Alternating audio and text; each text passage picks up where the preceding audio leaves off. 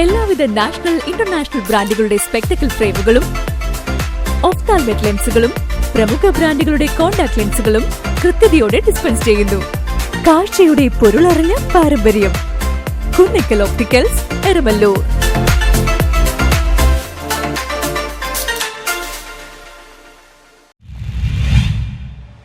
കാട്ടാന ഭീഷണി, കാഴ്ച മറക്കുന്ന അടിക്കാടുകൾ വെട്ടി നീക്കാൻ തുടങ്ങി. കാട്ടാനശല്യം നേരിടുന്ന പുന്നേക്കാട് തട്ടേക്കാട് റോഡിൽ കാഴ്ച മറയ്ക്കുന്ന അടിക്കാടുകൾ വെട്ടിനീക്കൽ ആരംഭിച്ചു. റോഡിന് ഇരുവശത്തും കാട്ടാന എന്നാൽ കാണാൻ കഴിയാത്ത വിധത്തിൽ കാട് കയറിയത് ഗതാഗതത്തിന് ഭീഷണിയായിരുന്നു. കഴിഞ്ഞ ദിവസം സ്കൂട്ടർ യാത്രികന് നേരെ ആന ആക്രമിച്ച സംഭവം ജനരോഷത്തിന് വഴിതെളിച്ചതോടെയാണ് വനം വകുപ്പ് ചേലമല VSSന്റെ നേതൃത്വത്തിൽ പഞ്ചായത്ത് സഹകരണത്തോടെ റോഡിന് ഇരുവശവുമുള്ള അടിക്കാട് വെട്ടിനീക്കാൻ ആരംഭിച്ചത്. പുന്നേക്കാട് മുതൽ തട്ടേക്കാട് പാലം വരെ 2 കിലോമീറ്റർ ദൂരത്തിലാണ് റോഡിന് ഇരുഭാഗത്തെയും കാട് വെട്ടേണ്ടത്.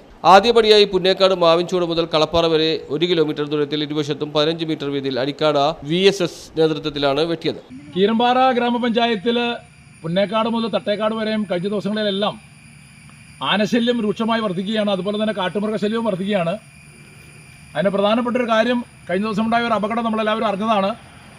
സൈഡിലെ കാടുകൾ നല്ല രീതിയിൽ വെട്ടാത്തത് കൊണ്ട് യാത്ര ചെയ്യുന്ന യാത്രക്കാർക്ക് കൃത്യമായി ആനകളോ അല്ലെങ്കിൽ കാട്ടുമൃഗങ്ങളോ നിൽക്കുമ്പോൾ കാണാൻ സാധിക്കുന്നില്ല.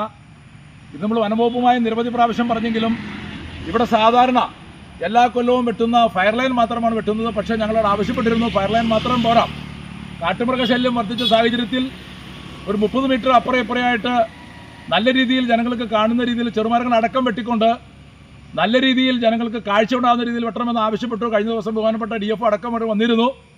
അതിൻ്റെ അടിസ്ഥാനത്തിൽ നിന്ന് ഞങ്ങൾ പൊതുജനങ്ങളും അതിനൊപ്പം തന്നെ വനംവകുപ്പ് VSS അടക്കമുള്ള ആളുകൾ സംയുക്തമായിട്ട് ഈ കാടുകൾ വെട്ടിക്കൊണ്ടിരിക്കുകയാണ്. ഒരു കാര്യം എനിക്ക് പറയാനുള്ളത്, ഇത് പൊതുജനങ്ങളുടെ തലയിലേക്ക് കെട്ടിവെക്കാതെ ഇത് വനംവകുപ്പ് ഉത്തരവാദിത്വമായിട്ട് ഏറ്റെടുക്കണം. കൃത്യമായി ഒരു കൊല്ലത്തിൽ 2-3 പ്രാവശ്യമെങ്കിലും 30-60 മീറ്റർ അങ്ങോട്ടും ഇങ്ങോട്ടും വിസ്ത വെട്ടി ആ ഒരു ക്ലിയറൻസെങ്കിലും ജനങ്ങൾക്ക് ചെയ്തു കൊടുക്കണം.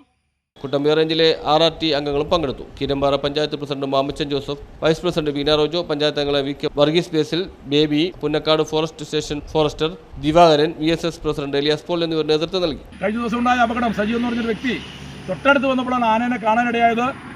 അകലെ നിന്ന് കണ്ടായിരുന്നെങ്കിൽ അദ്ദേഹത്തിന് രക്ഷപ്പെടാമായിരുന്നു. അപ്പോൾ വനംവകുപ്പ് നിസ്സംഗത പാലിക്കാതെ ഇതുപോലുള്ള ഉത്തരവാദിത്തങ്ങൾ കൃത്യമായി നിറവേറ്റണം. പൊതുജനങ്ങളുടെ ഉത്തരവാദിത്തമായിട്ട് മാത്രം നിങ്ങൾ മാറ്റരുത്. കാട്ടുമൃഗങ്ങളെ സംരക്ഷിക്കണമെങ്കിൽ വനംവകുപ്പിൻ്റെ ഉത്തരവാദിത്തമാണ്.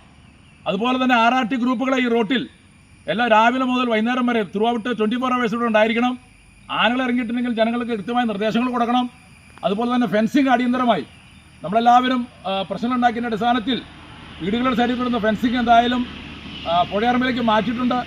ആ ഹാങ്ങിങ് ഫെൻസിങ്ങിൻ്റെ പണി ഉടനെ ആരംഭിക്കണം. അതുപോലെ കൃത്യമായി വനംവകുപ്പ് രാത്രി കാലങ്ങളിൽ ഇവിടെ ചെക്കിംഗ് ഉണ്ടാവണം. News bureau, Kothamangalam.